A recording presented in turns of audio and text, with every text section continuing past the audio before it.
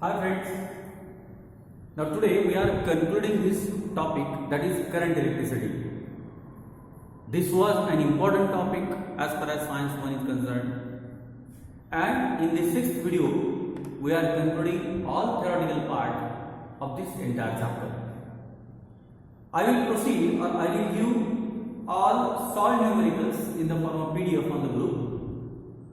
But all the theoretical part is clearly explained in all these 6 videos.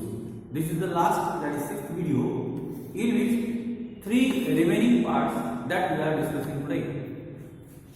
The first part is domestic electrical connections.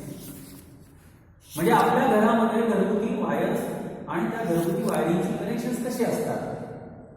The second part is what is fuse wire and where it is used. And the third part is what are the precautions which are to be taken when we are using electric current. एकेकाचा आपण थोड्या वेळा बाबत विचार करणार आहोत. त्याचा पहिला आहे what are domestic electrical connections. Domestic म्हणजे घरगुती. आपल्या घरामध्ये इलेक्ट्रिकल कनेक्शन्स कुठल्या प्रकारचे असतात, कोणत्या पद्धतीचे असतात आणि आपण ते सगळे कसे जोडलेले असतात. Remember, electricity is supplied to us from the poles. As far as our state is concerned, MSCB is the main board which is producing, generating and supplying the electric current. The Maharashtra State Electricity Distribution Board is distributing that electricity to the various parts. आपल्या घराजवळ कोणीतरी DP असतो, त्या डीपीला अनेक pole जोडलेले असतात, त्या पोलवर wires असतात, त्या वायर्स पैकी एका वायरमधून आपल्याला आपल्या घरासाठी कनेक्शन्स दिलेले असतात. तिथून जे जोडलेले असतात त्याच्यापासून येणारी 2 किंवा 3 पिनाची किंवा 3 वायरची वायर असते, केबल असते, त्या केबलच्या सहाय्याने आपल्या घरामध्ये इलेक्ट्रिकल पॉवर सप्लाय येतो. See how the electrical power supply is coming in our house and how we uses that. खरं तर आपल्याला मिळणारी जी वीज असते त्या वीजेमध्ये मुख्यत्वे 2 तार असतात. One is a live wire, ज्याला फेज वायर असं म्हणतात, in which the current is continuously flowing. And second one is neutral wire, which is compensating with the live wire. नेहमी आपल्याला इलेक्ट्रिकल पॉवर सप्लाय असतो असा 2 वायर ज्या की plastic coated असतात, अशा कोटिंग केलेल्या 2 वायर आळोखे घालून पिळा घालून एकमेकांवरून ती वायर आपल्याकडे येते. Generally the live wire is coated by red colour. शक्यतो लाईव्ह वायर ही रेड कलरच्या प्लास्टिकने कोटेड असते किंवा मग येलो कलर. न्यूट्रल वायर ही ब्लू किंवा ब्लॅक कलरने कोटेड असते. So these are the wires which are protected by certain insulators and these wires are supplying the electric current.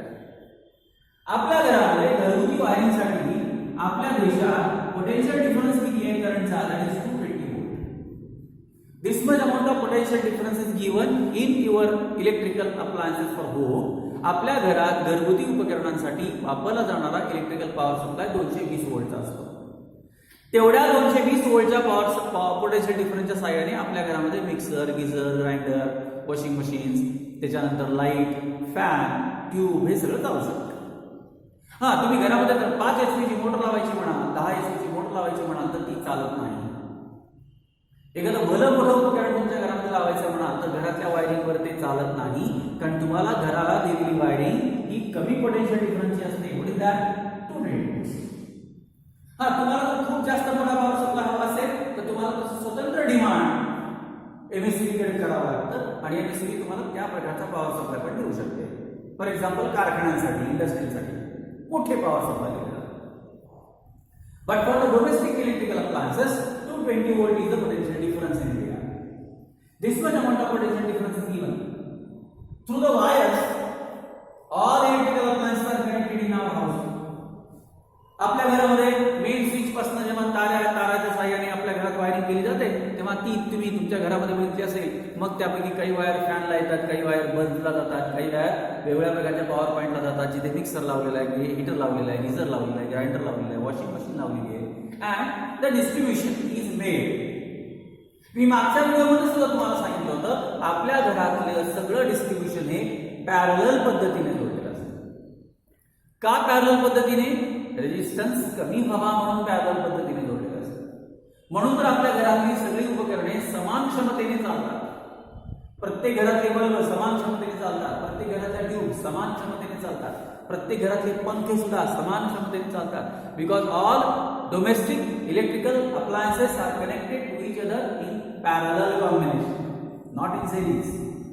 They are always connected in a parallel combination with the help of wires. घरगुती wire जी आपल्या fitting मध्ये दिलेली असते ती त्या प्रकारची. आता इथे आणखीन एक गोष्ट लक्षात ठेवा मुलांनो, या दोन वायरच्या सोबत आणखीन एक तिसरी वायर असते. Third wire is generally of black और ब्लू कलर और ग्रीन कलर. या वायरचं कोटिंग कोणतं असावं याच्याबद्दल फारसं काही काळजी करायची गरज नाही, कारण ही शेवटी अर्थिंग वायर आहे. या वायरला काय म्हणतात? It is made up of earthing. What is the use of this earthing wire? It is particularly connected to the large equipments, large appliances. मोठ्या बोर्डसाठी, मोठ्या उपकरणांसाठी हा असा 3 पिनांचा प्लग असतो. त्यापैकी एका पिनीमध्ये येणारी जी वायर असते ती अर्थिंग असते. ती अर्थिंग वायर आपल्या सॉकेटमधून घराच्या बाहेर कुठेतरी जमिनीत पुरलेली असते. It is made up of copper. काय उपयोग आहे त्याचा मागे पण मी तुम्हाला सांगितलं आहे. If bye fault accidentally excess amount of current is coming in the electrical appliances, then that excess amount of current is passing through the earthing wire and then it is buried, it is given inside the earth. So to protect the electrical appliances, the earthing wire is also made. This is all about the domestic electrical connections. आपल्या घरामध्ये या प्रकारचे connection असतात. आता आपल्या घरात आणखी एक महत्त्वाचा भाग असतो तो म्हणजे फ्यूज वायर. याला आपण मराठीमध्ये वितळ तार असं म्हणतो. ही फ्यूज वायर नेमकं काय आहे आपण बघू. Fuse wire is used to protect the domestic appliances. आपल्याकडे फ्यूज वायर ज्या वापरल्या जातात त्या प्रामुख्याने घरातल्या सगळ्या उपकरणांना वाचवण्यासाठी वापरल्या जातात. त्यांची क्षमता पण वेगवेगळी असते. 1 ampere fuse wire, 2 ampere, 3 ampere, 4 ampere, 5 ampere, 10 ampere. What does it indicate? This much amount of current can pass through the wire. त्याच्यापेक्षा जास्त वायर जात असेल तर ती वायर वितळते, मेल्ट होते आणि मग आपल्या घरातील उपकरणे वाचतात. नेमकं बघूया आपण याचं कन्स्ट्रक्शन डिझाईन काय आहे. कसं असतं, समजा आपल्याला अशा पोलवरून घरातनं कनेक्शन येतं. पोलच्या वायरमधून आपल्याकडे घरात कनेक्शन येतं. इथे मीटर बसवलेला आहे. मीटरच्या नंतर एक फ्यूज बसवलेला असतो ज्याला तुम्ही किटकॅट म्हणता. किटकॅट असं किटकॅट बसवलं. मग या मीटर मधनं जी वायर येते ती वायर या किटकॅट मध्ये जोडली जाते. मीटर काय करतो? फक्त आलेले करंट मोजतो, मोजून इथे पाठवतो. मोजल्यानंतर मग या किटकॅट मध्ये एक दुसरी तार बसवलेली असते ज्याला आपण फ्यूज वायर म्हणतो. फ्यूज वायरचं वैशिष्ट्य, fuse wire has low melting point.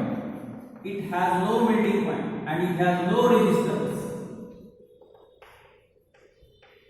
Generally शिसे धातूची असते, शिसे किंवा मग एखादा आला which has very less melting point.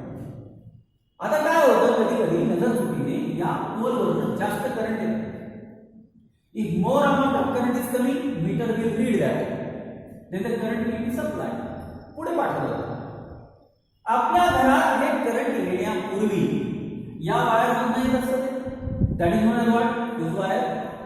He fuse wire कशाची बनलेली आहे? It is made up of a wire with a low melting point and low resistance. कमी रोध आणि कमी द्रव्यमान. तुम्ही जर जादा करंट पुढे पाठवला काय होतं? जादा करंट पुढे म्हणजे जास्त उष्णता निर्माण होते. More amount of heat is generated because of heating effect of electric. And due to that heat what happens? ही जी वायर पुढे आपल्या घरातील सगळ्या अप्लायन्सेसला जोडलेली असते. पुढचं सगळं कनेक्शन असतं. नेमकं काय होतं, जर समजा जादा करंट आलं, दुर्दैवानं, अपघातानं, गडबडीने काहीतरी झालं, जास्त करंट आलं तर ही तार वितळते. It melts. As it is melting the electrical circuit is broken. आता सर्किट ब्रोक होतं आणि त्यामुळं घरात जाणारी जादा वीज वाचते. आपल्या घरातील सगळी महत्वाची उपकरणे नादुरुस्त होण्यापासून वाचतात. म्हणजे विचार करा, इथं तुम्ही बसवता ती 10-20 पैशाची वितळ तार स्वतः हुतात्मा होते, बलिदान करते आणि घरातल्या सगळ्या उपकरणांना वाचवते. म्हणून लक्षात ठेवायचं, घरातलं फ्यूज उडालं तर समजायचं बरं झालं. फ्यूज उडाला म्हणजे आपल्या घरात काहीतरी सध्या प्रॉब्लेम आहे, जादा करंट आलेला आहे आणि आपल्याला ते फ्यूज बदलून परत एकदा वीज येते का बघायचं आहे. त्यासाठी परत तीच नितळकार बसवायची, जास्त जाळीची नाही बसवायची, नाहीतर मग काय होतं, जास्त करंट पास होतो. आपल्या घरामध्ये जशा क्षमतेची करंट लागणार आहे त्या क्षमतेनुसार आपल्याला फ्यूज वायर्स बसवता येतात. वेगवेगळ्या प्रकारचे फ्यूज वायर असतात, मोठे किटकॅट असतात, छोटे किटकॅट असतात, वेगवेगळ्या बोर्डाला छोटे छोटे फ्यूज वायर असतात. इव्हन काही काही उपकरणांना स्वतःचीच फ्यूज वायर असतात. त्याच्यामुळे तेवढंच उपकरण फक्त काय होतं, डिफ्यूज होतं. तेवढाच बोर्ड तेवढा खराब होतो, बंद होतो, लाईट बंद होते. मिनिएचर सर्किट ब्रोकर 9वीला जे आपण बघितलं, 10वीला सुद्धा आपण पहिल्याच्या मध्ये बघितलं. These are the circuit breakers in which fuse wires are used, and these fuse wires are protecting the domestic appliances. For this purpose, fuse wires are used to protect all the electrical appliances. Now, last one is precautions, which are to be made or which are to be used for using the electrical appliances. आपण विजेची उपकरणे वापरताना कोणती खबरदारी घेणं गरजेचं आहे? 4-5 गोष्टींचा आपण विचार करू किंवा काय करावं लागतं नेमकं विजेची उपकरणे वापरताना. एक पहिला मुद्दा, सॉकेट. आपल्या घरातले सॉकेट उंच असावे. Socket should be fitted at height which are not coming in the reach of children. लहान मुलांच्या हाताला पोहोचणार नाही एवढ्या उंचीवर सॉकेट असावं. नाही लहान मुलं काय करतात, त्या सॉकेटमध्ये छोट्या करंगळ्या वगैरे घालतात किंवा सेफ्टी पिना किंवा एखादा लोखंडी खिळा असं काहीतरी घालतात. They can get electric shock. For this purpose, the sockets should be at a particular height, which should not be at the reach of children. लहान मुलांच्या हाताला पोहोचणार नाही एवढ्या उंचीपर्यंत सॉकेट असला पाहिजे. अगदी खालच्या लेवलला सॉकेट असू नये. असल्याच समजा तर त्या बंद केलेल्या असाव्या, त्याच्यामध्ये खडू, चुना किंवा प्लास्टर ऑफ पॅरिस भरलेलं असावं किंवा चिकटपट्ट्या लावलेल्या असाव्या. गरजेप्रमाणे ते वापरता यावे. This is the first precaution which is to be taken for the electrical appliances. Number 2, before cleaning any electrical appliances, the main switch should be off. तुम्हाला फ्रीज वॉश करायचं आहे, फ्रीज स्वच्छ करायचं आहे, मिक्सर, गीझर स्वच्छ करायचे, तर त्याच्या पिना काढा नाही, त्या पिन काढून स्वच्छ करायच्या. पिना लावलेल्या सकट कोणताही फ्रीज किंवा कुठली वॉशिंग मशीन किंवा कुठलंही इलेक्ट्रिकल अप्लायन्स वापरायचं नाही. Before cleaning any electrical appliances, the main switch should be of. It should be disconnected from the socket. त्या सॉकेट पासून त्याला डिस्कनेक्ट करा आणि मगच ते उपकरण वापरा. Third, hand should be dried. तुम्ही जेव्हा जेव्हा उपकरणे वापरता तेव्हा तुमचे हात कोरडे असावे, ओले असू नये. विशेषतः स्वयंपाक करताना गृहिणींचे हात ओले असतात. काहीतरी बेसिनवर काम करत असतात, त्याच्यात साह्याने मिक्सर चालू करतात, ग्राइंडर चालू करतात, ब्लेंडर चालू करतात. They can get shock. So for this purpose hand should be dried. कुठल्याही परिस्थितीमध्ये हात कोरडे असावे. ओले हात स्विचेसला कधीही लावायचे नाही. 4-1, यूज रबर ग्लोव्ज. शक्य झाल्यास रबरचे ग्लोव्ज वापरा. पायामध्ये रबरी स्लीपर्स वापरा किंवा एखाद्या लाकडी पाटावर थांबा किंवा लाकडी स्टूल वापरा, प्लास्टिकचे स्टूल वापरा. When you are using the electrical appliances, do not stand bare fitted. कोणत्याही परिस्थितीत उघड्या पावलांनी थांबायचं नाही. जर तुम्ही उघड्या पावलांनी थांबलात, तुमचा सरळ सरळ जमिनीला संपर्क येतो, तुमचं शरीर पूर्ण अर्थिंग होतं आणि प्रचंड मोठ्या प्रमाणावर विजेचा प्रवाह तुमच्या शरीरामधून वाहू शकतो. You can get a severe electric shock. It may cause death also. That's why use rubber shoes. Use any another insulating material underneath your feet. पायाच्या खालच्या बाजूला या प्रकारचं विद्युतरोधक आवरण असावं किंवा वस्तू असाव्या. Use rubber gloves, wooden material or any another insulator. And last one, if a person is getting electric shock, कधी कधी काय होतं, दुर्दैवाने एखाद्या व्यक्तीला विजेचा शॉक बसतो. 98% लोकांची अशा वेळेला खूप गडबड होते.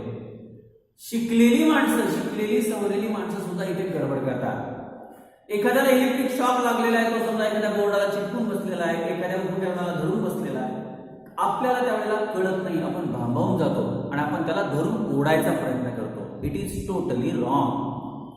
कितीही प्रिय व्यक्ती असली, कितीही जवळचा माणूस असला, अगदी आपले आई वडील असले, आपली मुलं बाळ असली, आपले भाऊ बहीण असले तरी सुद्धा आपल्याला जर जाणवत असेल की या व्यक्तीला इलेक्ट्रिक शॉक बसलेला आहे, in any condition do not touch to that person. कुठल्याही परिस्थितीत त्या व्यक्तीला स्पर्श करायचा नाही.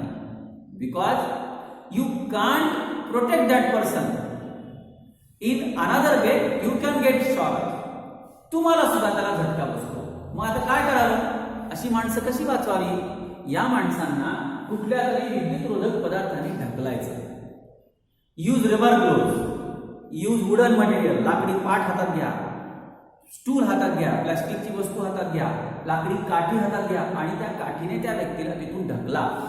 बाजूला ओढण्याचा प्रयत्न करा. त्याच्या अगोदर शक्य असल्यास घरातील मेन स्विच बंद करा.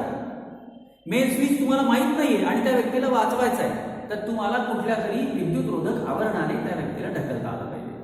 Use plastic material, use wooden material, use rubber glove in any condition without directly touching to that person.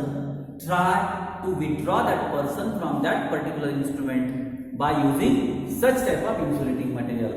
But in any condition, do not touch to that person, because with that person you will also get an electric shock. So for this purpose, these precautions must be taken. Then and then only you can use the electrical current. Remember, कुठल्याही परिस्थितीत विजेशी खेळता येत नाही.